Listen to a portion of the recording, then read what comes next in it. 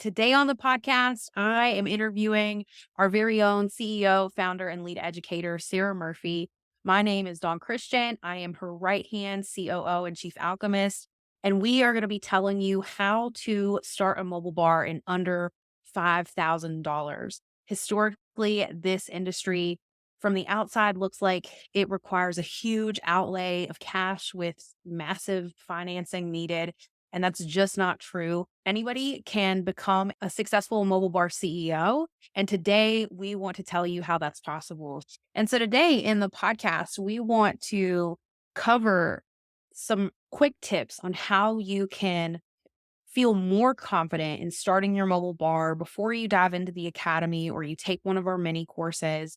We want to talk about some of the ways that you can build confidence in your business acumen in starting your mobile bar so that eventually you can invest in the academy and you can scale all the way up to seven figures and you can invest in those really pretty rigs if that's what you want, and you can hire the team to help operate that fleet. So, Sarah, what are some of the barriers to entry that you see when new or aspiring mobile bar owners come to us? Yes, I love this question. So, like straight out the gate, anybody who is listening, I want to assist you in feeling seen in your fears if you're either thinking about starting a mobile bar or have recently started a mobile bar or questioning your decisions of starting a mobile bar that you've already started. The most common and frequent barriers to success. And I mean that like maybe some people never even get off the ground because they think that these issues are so big that they're insurmountable for them. The first thing is cash flow. One of the beautiful things about successful mobile bars is that oftentimes they're started with almost no money. And it's not easy to see that because we see the Instagram and the Pinterest of the beautiful rigs. And if you've done any research, those rigs are expensive. You can build them yourself for a little bit less, but who's got that skill set in their back pocket? I certainly didn't and don't to this day. And so, yeah, you could save a little bit of money, but let me tell you, those that build their own and don't have any experience, while they look pretty as soon as they're done, they aren't built in a way that oftentimes stand the test of time. And so there's a lot of repairs that need done, or maybe they look better in photos and not so great up close. And so if you are trying to start a mobile bar and you think that you have to have a rig, you either think you need to develop a skill set that you don't have and potentially don't have time or capacity to learn, or that you need this huge outflux of cash in order to get started. And it's not true. You can start a mobile bar in under $5,000. And the key to that is to be very strategic in how you spend your money, your time, and your attention. So that's the first thing, is you don't need a whole lot of money to start a successful mobile bar. The second thing is that people oftentimes won't get started because they have never started a business before. Most mobile bar owners, it's their first venture into entrepreneurship. And that leaves mobile bars, specifically the mobile bar companies, as almost training grounds for entrepreneurs. So people are learning a lot of the hard knocks about owning businesses through the journey of owning a mobile bar. But luckily, I want to assure everybody that this is a very resilient industry and it's a perfect playground for that. One of the reasons being because it doesn't take a whole lot of money to get started. Two, if you have invested in a rig and you've decided to start a mobile bar, worst case scenario, you sell your rig and you get out of the business, it's still an asset. Whereas if you were, I don't know, to spend $5,000 on the trendiest thing you can get from China and try and resell it on Amazon, you might be left with a lot of inventory should that trend, stop being so trendy really quickly. There will always be value in your mobile bar. The other thing that makes this industry really resilient is that there's never a decline for the need of mobile bartenders. There will always be events, there will always be drinks at those events. And so, because the market is so strong, there's always room for new people to enter the market. There isn't a big conglomerate out there that is owning the event bartending staffing industry. It's a very fragmented industry. And so it leaves a lot of opportunity for new players to enter the market and potentially own their own corner of it. So as far as people being uncomfortable getting into this industry because they may not have any experience, maybe they've never even bartended and they have no experience in business, this is a great place to learn in the mobile bar industry. The third thing that we oftentimes see people afraid of when starting a mobile bar is how to stand apart from their competitors. How do they become known? How do they carve out that sliver of the market that they can call their own? It is not uncommon for me to look at a market and see 2 or 3 white horse trailer bars in that market. And we see this a lot where people will get into the academy or they'll get into one of our coaching containers and they will essentially address their business as being like their rig is their business. So if they don't have their rig, they can't start doing events. If their rig is booked, they can't do 2 events on one day, and that's a really dangerous place to be because if your business is your rig, then all your competitor needs to do is get a rig that looks like yours and you're done. Or, and this has happened a number of times, somebody rear ends or T-bones your rig in transit and now you're out of business because your rig is no longer operational. And so we don't want people to associate their rig as their business. Even if it's pretty, even if it's unique, even if it's billboard worthy, right? The rig is not your business. So when it comes to starting a mobile bar, if your rig isn't your business, how do you stand out in a world of other mobile bars? And we teach a lot about this in the academy. This might actually be one of our foundational core pillars in that almost anything that we ever do needs to start with at least an hour worth of who you are to the market, your core values, your mission and vision. This is the core work of any business. And so it's not odd that we start here. But when it comes to an industry that has low barrier of entry, has a number of competitors in every market, I can't tell you how many times people have been like, oh, we're the only ones in our market. So we're the first in our market. Probably not. I've had people argue with me, and then I could list off 3 or 4 other in their market they just didn't know about. But also, we have to remember beverages have been at events for as long as there's been events. Somebody has been providing those beverages, whether it's a caterer, a food truck, whatever it is.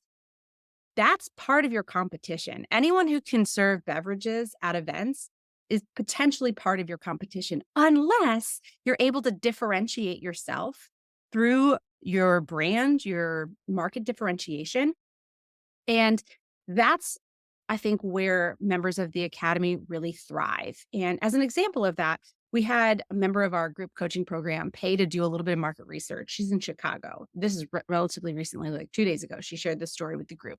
She paid someone to do some market research and she had a whole bunch of valuable information come back. Now, for anyone who's gone through any of my programming, the one thing that I say when you do market research is don't look at their pricing. You don't care. You don't care what your competitors are pricing. Please don't look at their pricing. She probably did, but that wasn't the part that stood out. It was that when the whoever it was that she paid to do market research had reached out to the companies, it took them 24 hours to 7 days to get back to her. And one of the things that we preach in the Mobile Bar Academy is that your biggest differentiator when in the mobile bar space or even in the event space, and this is not even unique to events. I think this is probably a basic sales tenet, is that the person who can get you the information that you need the fastest is in the forerunning for getting that contract. And so what we in the academy talk about, you need to have an instant reply upon a request with at least some pricing and some information, whether it's a fax page or whatever, that can get people's questions answered. And don't just assume that because it's on your website that people have read it. People don't read very much these days. There's a whole bunch of different types of people and how they like to absorb information. And sometimes people don't want it through the website. They want to talk to somebody or they want to schedule a call or they want to text, right? They want to get a real person that they can ask questions to. So don't just assume because it's on your website that people are reading it. You need to be able to get back to people really quickly. And so she did a little bit of market research and she realized that one of her differentiators was how fast she was able to get people the information that they needed in order to book events. Now, this is someone who's been in business for less than a year and is already over six figures in revenue. So she's doing something right straight out the gate. And, she credits the Mobile Bar Academy for a good portion of that. And she's in marketing. She has a background in marketing. So marketing is a strong suit of hers. But when you have a really strong background in one area of business, there's a good chance that there are other areas of business that you are not super strong in. And the academy provides a stopgap in any of those areas where you're like, maybe I'm really good in marketing, but I'm not so great at operations. Maybe I'm really good in operations, but I'm not so great at sales. And we really cover the full gamut of the business pillars so that even if you're coming into the mobile bar industry with one subset of skills, you'll be supported in all the others. If you're a great bartender but have never owned a business before, the Mobile Bar Academy is ideal for you. All the shortcuts, all the templates, all the calculators, all the resources. And you can get started with just those, or you can actually learn how to do the things. You can learn how to create a chart of accounts if you'd like, or you can just hire a bookkeeper. It's totally up to you as to what you take out of the academy and what you don't. But so we've talked about cash flow. We talked about differentiation in the market. We've talked about people who might avoid starting a mobile bar because they have a lack of business knowledge. And the last thing that I'll touch on as a major deterrent for people is not really understanding how to profit. It's one thing to get started in a business because you're passionate about the concept, which I think 80% of people who start mobile bars did it, myself included, hand raised, because I saw it on Pinterest, I saw it on Instagram, and it just looks so cute and pretty and different and like something that I could really sink my creative energy into. A lot of the people who start mobile bars are creatives, but that doesn't equate to profit. And as a matter of fact, I have almost never seen a mobile bar that starts this business and prices themselves profitably from the get-go. Unless, of course, they've taken the pricing and packaging lesson in the academy, to which I usually receive messages, "Oh my gosh, I never would have priced my bar this high. My competitors are all at like this level. How am I ever going to make money at this level?" Right? So even if they take the lesson, they then are shell shocked as to how much they have to charge in order to make money in this industry. But that's also why there's a ton of churn in this industry. People just don't price themselves profitably to get started. And that's because they're trying to be affordable, they're trying to compete with their competitors.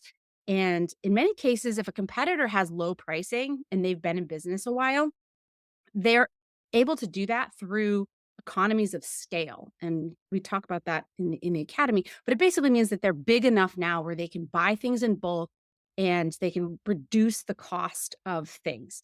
And people just getting started, they don't have that. And they're investing hugely in a lot of stuff that a mobile bar that's been in business for longer has already invested in. So if you're a new mobile bar and you've got a ton of startup and you're having to buy all of the equipment and pay for the insurance, you're brand new, your insurance is probably going to be a little bit higher based on the fact that you're an unknown entity. I mean, maybe not higher for the entire year because you're not doing as many events. But as you are in business a little bit longer and you've never filed a claim, like you can oftentimes see a little bit of grace in those rates.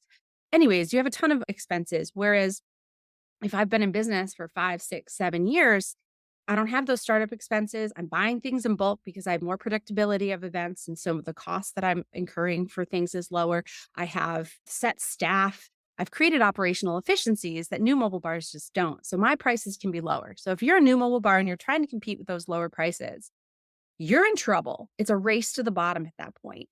And we solve that in the academy by making it really clear as to not only what people's real expenses are for starting and owning this business, but how much they will need to charge in order to make the kind of money that makes being in this business worthwhile. And having that knowledge has saved a lot of mobile bar companies. Absolutely. And the number of testimonials that we get, or the number of messages that we get to hello at, that people are just like, I had no idea and you saved my ass, right? Or I Right. had no idea and now I'm thriving.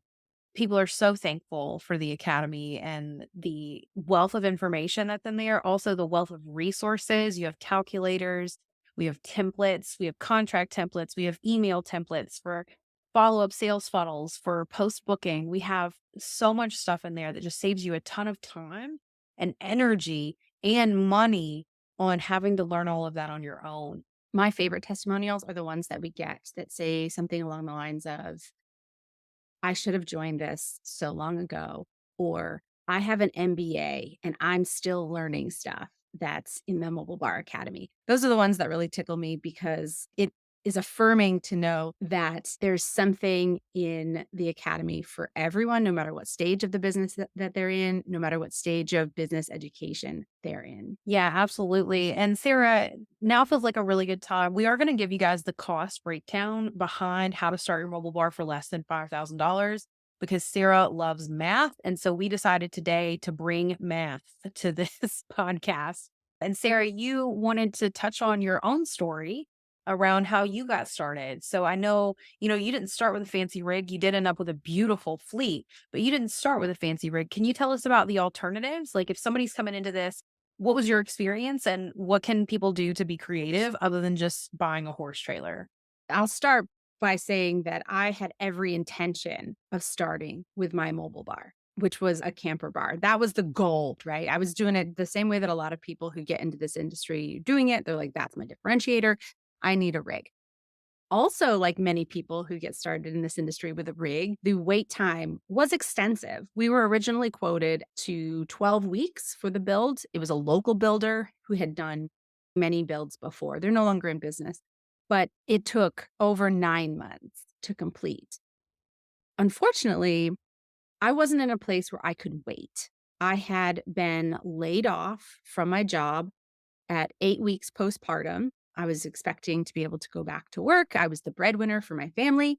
And I went to have coffee with my boss at the time to kind of talk about the reentry process. And instead of having that conversation, he basically said that they were downsizing and he offered me a severance. But I was beside myself. And I thought really long and hard about what my next steps were going to be. I'd always had an entrepreneurial spirit, but I had always just done kind of like little side hustles here and there, something on the side that could, make a little bit of money, but also be a creative outlet for me. And now I felt like my back was up against the wall. And I had about 6 months of severance to figure out either where I was going to work next or what I was going to do with that time. I don't remember exactly how it happened, but I drafted a website one night. And my husband is very supportive in a lot of ways, but he was the king of that's not really a viable option when it came to my business ideas. So the mobile bar was like one that I was particularly passionate about. And so I created a website just to like show him and see like what it could look like. And I just picked a name. I called it Bar Magnolia. I don't even know why I picked that name other than I'm a northerner and we had recently relocated to the south. And I didn't love a lot about the South, but the one thing that I did love were the magnolia trees in his mother's backyard. And so I just kind of picked it. I was like, Bar Magnolia, it's a Southern thing that I actually like. And he looks at this website and he's very quiet. He's clicking around and he looks at me. He's like, I think this could work. And I was like, oh my God. Okay, now what? Right. And we did it a little bit more reserved than a lot of people would in that we both have business backgrounds. And so we decided to do a soft launch. And by that, we decided to invest in a very inexpensive bar and put a little bit of money into going to a wedding show. All we had were business cards and my sister and a name and a very basic website that we created. And we just wanted to see if people thought it would be a good idea. Because this was back in 2016, it was a very new idea. Again, I had a lifetime in the restaurant industry. My husband's a classically trained chef. And so we took a more culinary approach to our cocktails, a little bit of a more escalated experience there, which again was kind of new. Most events had caterers do the cocktails and it was batched cocktails. No love there whatsoever, just booze, just to get drunk, right? And so we paid for this bridal show. We spent 72 hours painstakingly prepping for it.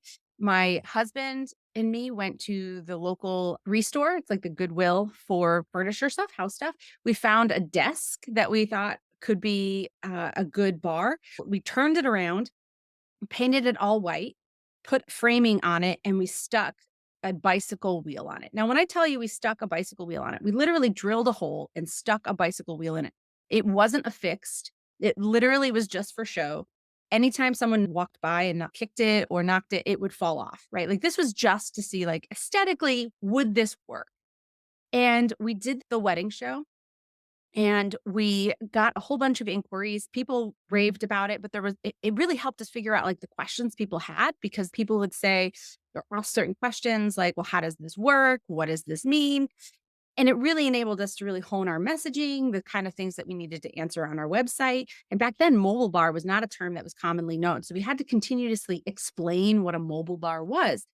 And at the end of it, we had, I don't know, like 100 different names and stuff. And so we started doing outreach and we secured a $3,000 event from that wedding show, our very first wedding show. We had nothing. We had no uniforms. We had like no contract. We had nothing, but we had someone who's like, sign me up. I'd like to book you. And the investment for that entire experience in the bar was 200 bucks.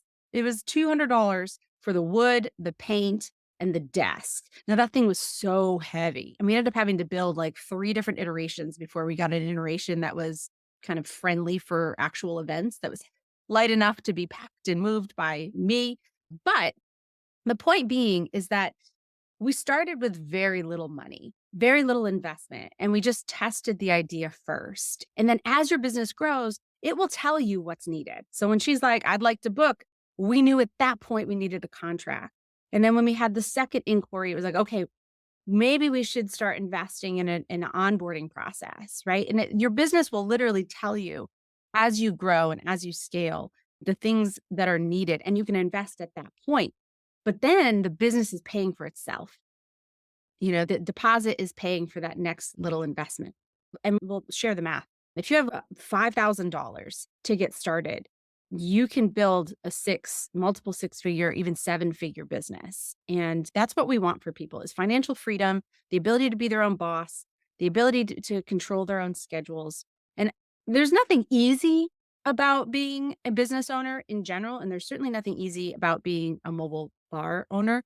But if you're going to be working anyways, if you've got to spend your time making money and putting effort into a thing from now until whenever you're able to retire, shouldn't it be for yourself, right? Shouldn't it be, investment in something that you own entirely? And that's kind of, I think, what my biggest takeaway working with entrepreneurs is, that they're willing to work really hard, but ideally they're working really hard for themselves. And so if you've got that spirit, but you don't have the cash flow, if you can even get just $5,000, whether it's on your percent APR credit card or borrow it from grandma or whatever it is, you can get scrappy. You can start babysitting on the weekends and saving up or whatever it is, then you can start a very successful mobile bar. I love that story more every single time I hear it. Just sheer resilience.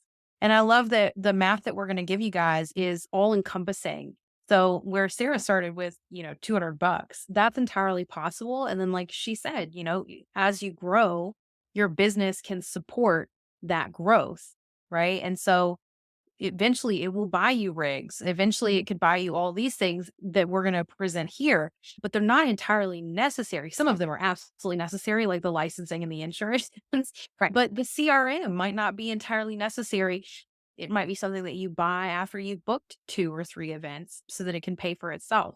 And so now I would like to share with you the math that we have created behind starting with less than $5,000. So first and foremost, of course, we recommend that you invest in the academy, because the academy is going to save you so much money for the long haul, and it's going to continue to pay for itself again and again. And so the academy at an annual rate is $1,908. Okay. So monthly, that breaks down to $159 a month. And that's the monthly tuition. And we again have people who have been with the academy for over 4 years, 5 years now because they know this investment is non negotiable for their business. Okay. The next thing is the licensing and LLC, around $400. Equipment, uniforms, up to $500. You could probably come way down on that, but let's say $500, worst case scenario. A portable bar. If you're going to renovate a dresser the way that Sarah did, this number could be less, but we're going to say about $500 for your portable bar. And of course, if you decide to start with no portable bar and you're just a mobile bartender, then that number is zero. A website. We like Squarespace for this. Wix is another great one, easy to get started on. $276 for that. And that's annual. That's an annual number. So you have it for 12 months. Google Suites, $72. And that's again an annual rate that's going to enable you to have a legit email and a legit business email box so that you're not, white horse trailer at gmail.com. We want to professionally present ourselves. So Google Suite, $72 for the year. Canva and branding, which you can have someone else do your branding. Etsy has really great options to get someone to design a logo for you. The prices on that are actually insanely low. I was just looking at that for my own business. But with Canva to do your own branding, you're looking at about $156 for the year. And an ABC permit, you're looking at about $50. And insurance, you need general and liquor and potentially some others depending on where you're located. That's going to be about $756 for the year. Now, that number, of course, is going to vary greatly depending on what you're insuring. This is to insure a portable bar that does not drive down the road. If you're insuring a horse trailer, that number is going to go up exponentially. We've seen some pretty crazy high numbers. And that's why, again, it's important that you wait for that rig until your business can afford it, because otherwise you're in the negative every month because you're paying for insurance on this rig, right? And so all of that totals to $4,898. And that's an estimate, again, all inclusive, everything done exactly as it needs to be done right up front. And so you could save yourself some money there, but that's how to start a mobile bar business for less than $5,000 so that you can be your own boss. You can set your own schedule. You can leave your 9 to 5 and you can be putting money back into the business. Yes. And to be frank, when I created the list of things that you need in order to get started and about what the costs are, it was with understanding that some of those things are optional. If you're getting started and you already have a bar mat and shakers and bar spoons, I started with like a white button down and jeans as the uniform. I already had that stuff. Right. And so there's so many ways that you can get started with what you already have, or even borrowing a bar set from a friend. Like, get scrappy, get creative, and don't let the cash outflow that you think is required to start this business keep you from getting started. Well, this has been absolutely awesome. Sarah, are there any final words that you have for newer aspiring entrepreneurs or even mobile bar owners who are already in it? They've already laid out the cash, they're waiting on a rig. What gold do you have that people can really take away from this, aside from all the gold you've already given? I think the biggest takeaway for me is that after working again with over 1,000 mobile bar owners and seeing so many of them start and then sell or start and then close, which is probably something that's seen in a lot of industries. Before you start a mobile bar, before you start any business really, but we're speaking about mobile bars here. Sit with yourself and ask yourself, how bad do you want it? How badly do you want to be your own boss? Do you want to be in control over how much money you make? How much time are you willing to put into starting something for the first 18 to 24 months? Because this is a creative endeavor, but it's a difficult one. No business is probably easy. And if you are looking for passive income, or if you are lulled into believing that mobile bars are passive in any way, then this is not the industry for you. But what I can tell you is that it is a surefire industry. And I say that in like, if you are committed to success, you are guaranteed it in the mobile bar industry. I have no doubts. There is nothing that you could bring to me that will tell me I just can't make it. Like people won't pay my rates or nope, I'm not going to hear that because I've seen in my field numerous examples otherwise.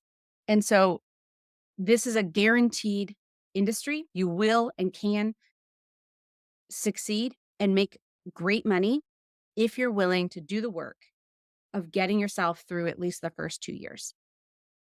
The first 2 years are critical in this industry because you're building operational efficiencies, you're investing in team and systems, you're getting your name out there and your brand recognition, you're solidifying your brand. These are all really important, but it is going to take about 24 months of just so many hours. And if that's something that you're willing to do, then you're guaranteed success in this industry. And I don't say that lightly. If anything, I like to leave myself a lot of outs, because I don't know really anything, but I know this. And I know that the mobile bar industry is a proven industry. It's a proven business model. It has lots of room for profitability. People are willing to buy it in every market. And if you're looking, for an entrepreneurial venture that will enable you to work for yourself, then the mobile bar industry is a great one to be in.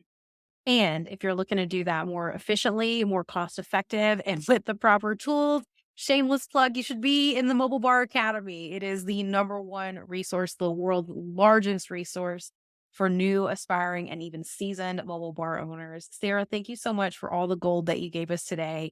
This is probably one of my favorite episodes that we've ever recorded because it's just loaded with awesome information. And I look forward to coming back to the podcast again with you. Awesome. Do it soon.